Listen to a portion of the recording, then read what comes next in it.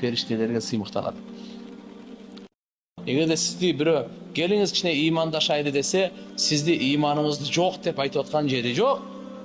Просто ыйманыбызды кубаттайлы, кемел даражасына жеткирейли деген максатта чакырып атат.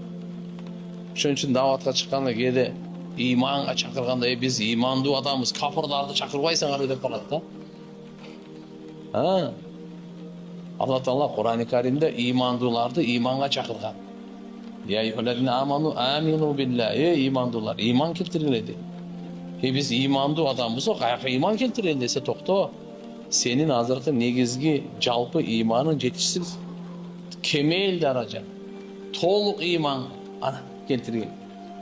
Худди ушундай Абдулла ибн Раваха сахабаларга жолукканда айтат эди. Таал муъмин би раббина саатан. Келиңиз, Роббубузга бир аз ыйман келтирели депчи. Буну